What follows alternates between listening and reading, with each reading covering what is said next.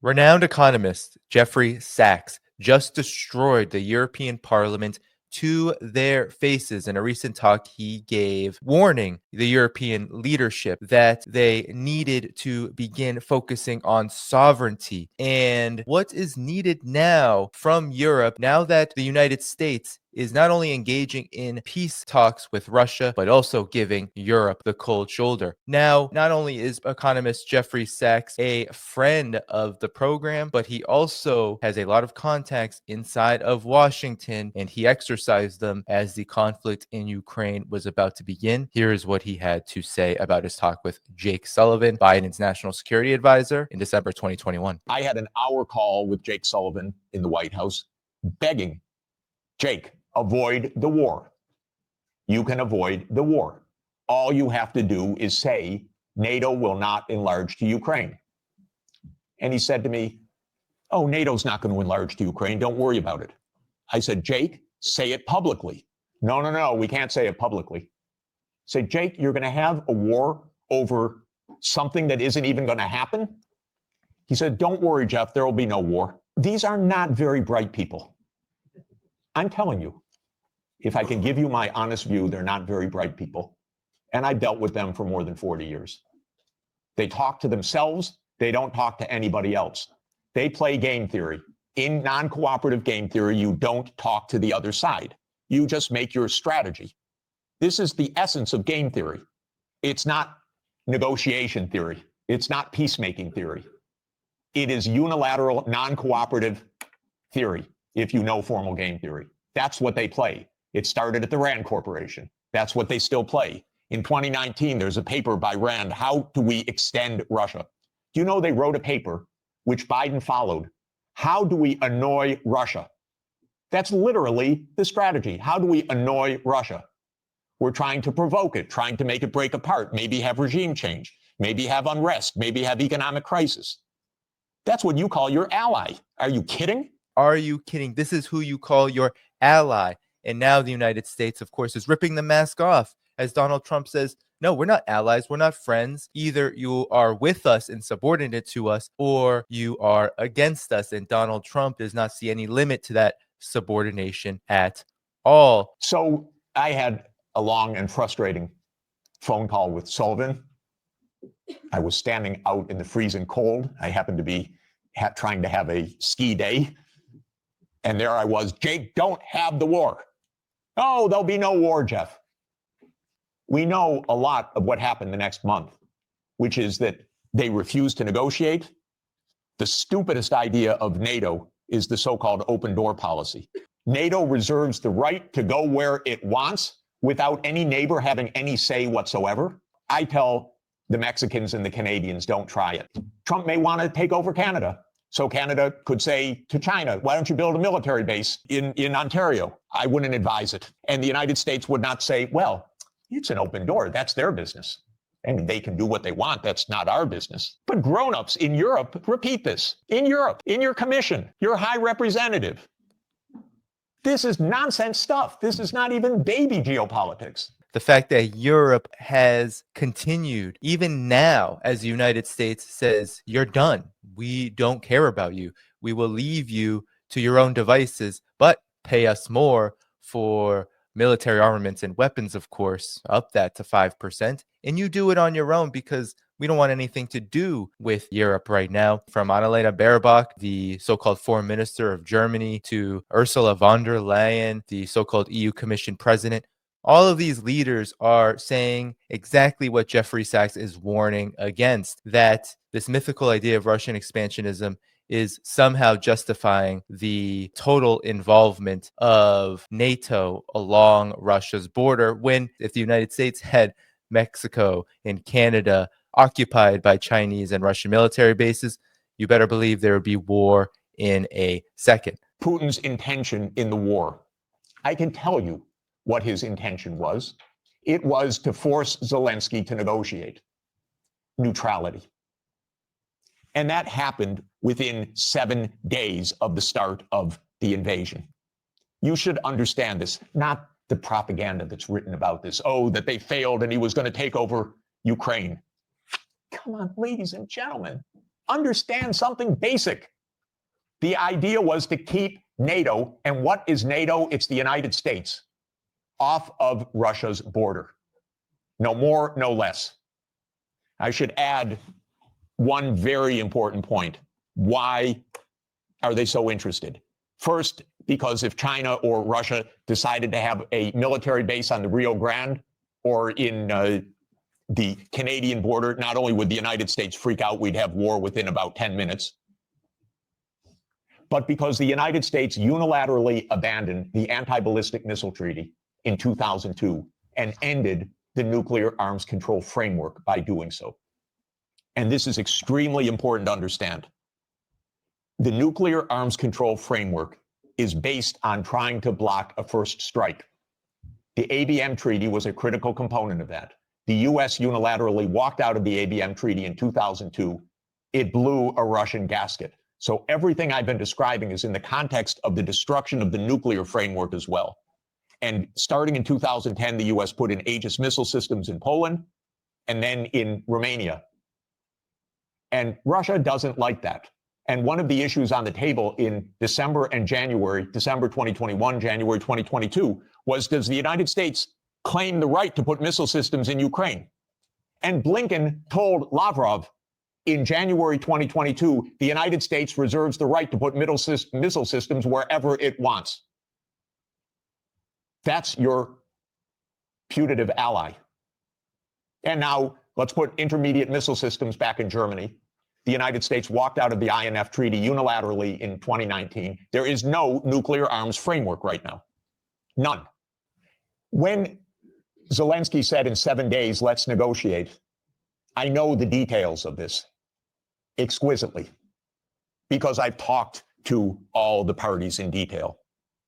Within a couple of weeks, there was a document exchanged that President Putin had approved, that Lavrov had presented, that was being managed by the Turkish mediators. I flew to Ankara to listen in detail to what the mediators were doing.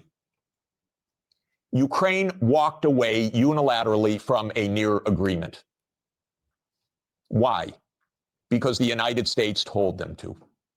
Because the UK added icing to the cake by having Bojo go in early April to Ukraine and explain. And he has recently, and if your security is in the hands of Boris Johnson, God help us all.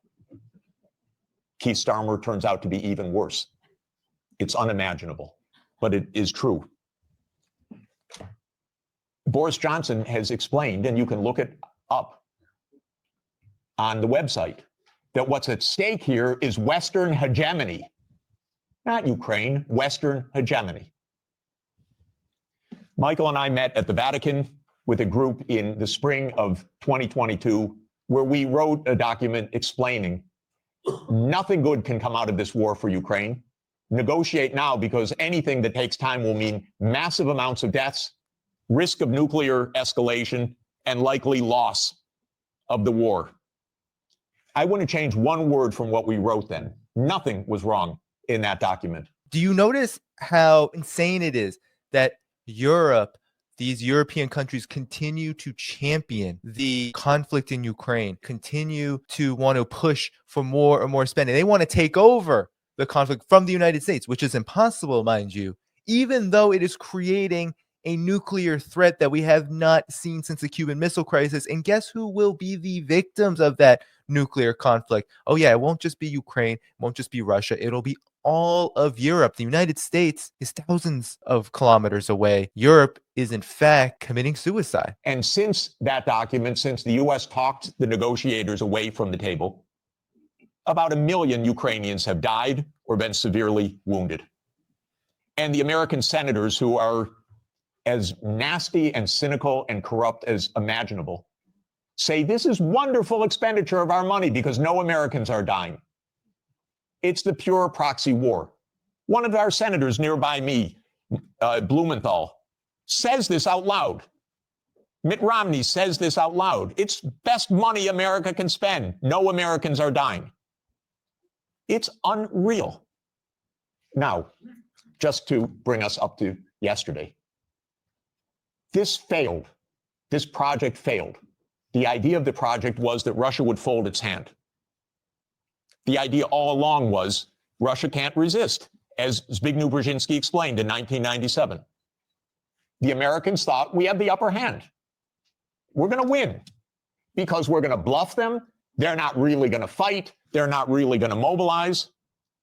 The nuclear option of cutting them out of SWIFT, that's going to do them in.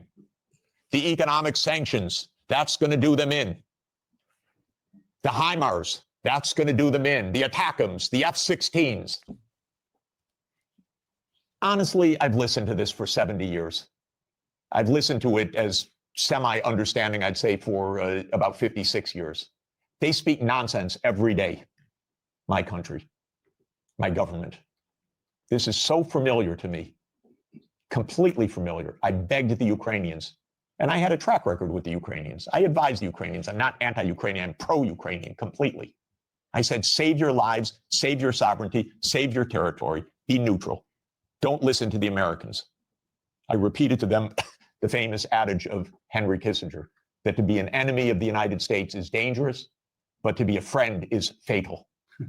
To be a friend of the United States is fatal. Europe is experiencing this right now. The United States is moving to withdraw from Europe militarily. The Trump administration is full of bluster, and it's quite clear that any kind of withdrawal, any kind of pullback is actually going to sow more dependency for Europe onto the United States. Europe will not only have to create its own military apparatus, but it doesn't have the industrial capacity, nor does even the United States, to keep up with the requirements of modern military warfare. We've seen that in Ukraine, as Jeffrey Sachs just said. HIMARS, all of these weapons, they were supposed to be the wonders for the conflict that would defeat Russia. None of it came to pass, and now Europe wants to escalate and wants to demand of Donald Trump that this partnership, so-called, that it has with the United States continue, even though Europe is experiencing this exact Kissinger effect. Europe is being decimated, destroyed by the United States, and the leadership is just bowing to it. They're just saying, yes, please give me more. That's an abusive relationship. There isn't even any honeymoon period in this cycle. Okay, so let me repeat that for Europe. To be an enemy of the United States is dangerous, but to be a friend is fatal. Trump does not want the losing hand. This is why it is more likely than not this war will end, because Trump and President Putin will agree to end the war. If Europe does all its great warmongering, it doesn't matter. The war is ending. So get it out of your system. Please tell your colleagues. It's over. And it's over because Trump doesn't want to carry a loser. That's it. It's not some great morality. He doesn't want to carry a loser. This is a loser. The one that will be saved by the negotiations taking place right now is Ukraine. Second is Europe. Your stock market's rising in recent days by the horrible news of negotiations. I know this has been met with the sheer horror in these chambers, but this is the best news that you could get. Now, I encouraged, they don't listen to me, but I tried to reach out to some of the European leaders. Most don't want to hear anything from me at all. But I said, don't go to Kiev, go to Moscow. Discuss with your counterparts. Are you kidding? You're Europe. You're 450 million people. You're $20 trillion economy. You should be the main economic trading partner of Russia. It's natural links. By the way, if anyone would like to discuss how the US blew up Nord Stream, I'd be happy to talk about that. Nord Stream, hello. Europe has absolutely sold itself out. And this isn't the European people. This isn't the European working class or ordinary Europeans. We're talking about the leadership, the elites who preside over sweetheart deals with corporations, with the United States' political class. in order to fuel, funnel, precipitate, and facilitate neocon foreign policy to the point where Russia, a neighbor to the north and to the east, is now being shunned, is being sabotaged. They're trying to attack Russia. None of it worked. Russia's economy is growing at about 4%. Europe is on the decline and collapse. Europe is not growing. Germany's economy, just look at the pages of every single Western mainstream media outlet, and they are sounding the alarm. Germany is in recession, and it's going to be in recession for quite some time. It's not even growing at 1%. Europe as a whole is not even growing at 2%. This is a sluggish, stagnant European economy that has cut itself off from its own neighbor and actually put itself more into the whole of the United States' vice grip, and the economy of Europe has suffered while the United States and its, of course, energy corporations have benefited mightily from this. So this is just absolutely how unhinged this policy is for Europe. And Jeffrey Sachs is warning, is pleading. They won't listen to him. They won't take his calls. This is one of the few people we have in the United States who speaks to independent media, who speaks to everyone, who is anti-war, who has a long resume of working with the establishments of many different governments. They won't even listen to him. Even Jake Sullivan would pick up the phone before this conflict started, when the United States was about to plunge itself into this proxy war in Ukraine, but European leaders won't. This is the mindset of decline. This is the mindset of total destruction. This is the mindset of political and economic suicide. This is the mindset of Europe right now. The Trump administration is imperialist at heart. Great powers dominate the world. We will do what we want when we can. We will be better than a senescent Biden, and we'll cut our losses where we have to. There are several war zones in the world, the Middle East being another. We don't know what will happen with that. Again, if Europe had a proper policy, you could stop that war. I'll explain how. But war with China is also a possibility. So I'm not saying that we're at the new age of peace, but we are in a very different kind of politics right now. And Europe should have a foreign policy. And not just a foreign policy of Russophobia, a foreign policy that is a realistic foreign policy that understands Russia's situation, that understands Europe's situation, that understands what America is and what it stands for, that tries to avoid Europe being invaded by the United States, because it's not impossible that America will just land troops in Danish territory. I'm not joking. And I don't think they're joking. And Europe needs a foreign policy, a real one. Not a, yes, we'll bargain with Mr. Trump and meet him halfway. You know what that will be like? Give me a call afterwards. Please don't have American officials as head of Europe. Have European officials. Please. Have a European foreign policy. You're going to be living with Russia for a long time, so please negotiate with Russia. There are real security issues on the table.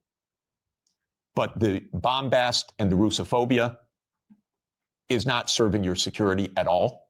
It's not serving Ukraine's security at all. It contributed to 1 million casualties in Ukraine from this idiotic American adventure that you signed on to and then became the lead cheerleaders of.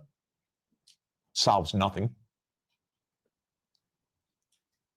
On the Middle East, by the way, the U.S. completely handed over foreign policy to Netanyahu 30 years ago. The Israel lobby dominates American politics. Just have no doubt about it.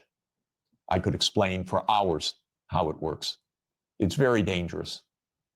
I'm hoping that Trump will not destroy his administration and worse, the Palestinian people, because of Netanyahu, who I regard as a war criminal, properly indicted by the ICC, and that needs to be told no more, that there will be a state of Palestine on the borders of the 4th of June, 1967, according to international law, as the only way for peace. It's the only way for Europe to have peace on your borders with the Middle East, is the two-state solution. There is only one obstacle to it, by the way, and that is the veto of the United States in the UN Security Council. So if you want to have some influence, tell the United States, drop the veto. You are together with 180 countries in the world. The only ones that oppose a Palestinian state are the United States, Israel, Micronesia, Nauru, Palau, Papua New Guinea, Mr. Malay, and Paraguay. So this is a place where Europe could have a big influence. Europe has gone silent about the JCPOA and Iran. Netanyahu's greatest dream in life is a war between the United States and Iran. He's not given up, and it's not impossible that that would come also. And that's because the U.S. in this regard does not have an independent foreign policy. It is run by Israel. It's tragic. It's amazing, by the way. And it could end. Trump may say that he wants foreign policy back. Maybe. I'm hoping that it's the case. Finally, let me just say with respect to China, China is not an enemy. China is just a success story. That's why it is viewed by the United States as an enemy, because China is a bigger economy than the United States. Truth bombs on EU Parliament, ending with China is not our enemy. It is a threat of a good example, and that is why the United States wants to wage war. Now, Jeffrey Sachs was very diplomatic there and didn't mention that Europe has also attempted to go the way of the United States toward China, to what would be even more of its detriment, given that a lot of Europe's economy is also tied, especially its trade is also tied with China. So economist Jeffrey Sachs there just laid out how in all spheres and all levels of the foreign policy realm, Europe has been taken over by the United States. And in order for Europe to liberate itself, to be truly free, to be able to prosper, to be able to live in peace, it's going to have to do it on its own. But it's not going to be able to do it on its own if people like Emmanuel Macron, Annalena Baerbock, and Olaf Scholz, Keir Starmer, I know he's UK and they're out of the EU, but leaders like this, all of them are so dedicated to making themselves subordinate to the United States in order to benefit themselves that they are willing to take Europe as a whole into the abyss. That is where Europe is, and that is what Jeffrey Sachs just warned against, that there is a possible way out, and that way out is independence, real independence, not making yourself more dependent on the United States because you've been bullied into submission so much that the United States can pose as the entity that is severing the relationship while making you more dependent on its military-industrial complex to so-called take care of your own security needs. But let us be honest here. Europe is not under threat from Russia. Russia begged both NATO and the United States in 2021 of December. That is what led to that call from Professor Jeffrey Sachs to call Jake Sullivan and say, don't do this, because Russia had demands for security guarantees around NATO expansion that were rejected outright. And Europe played a role all through this process from Minsk onwards, sabotaging the ability for there to be peace between Russia and Ukraine, and of course, NATO, which has fueled all of this. So this is where Europe is. Europe is in the abyss right now. And in order for it to get out, it better heed Jeffrey Sachs' warning, because what he is saying is 100% true. There's no way out of this decline, of this collapse, of self-destruction, unless you begin the process of making yourself sovereign from the actual entity causing these problems, causing these wars, igniting these crises, and plunging Europe into not just a recession, not just slow growth, but also plunging it into what now could be seen as a semi-colonial status. Many people have called Europe a junior partner of the United States for many years already, especially since the end of the Cold War, but that status has been true since the end of World War II. Now Europe has become so weak, so pathetic, so subordinate that it can only be described as a semi-colonial status. So will Europe heed the warning? Let me know in the comments below.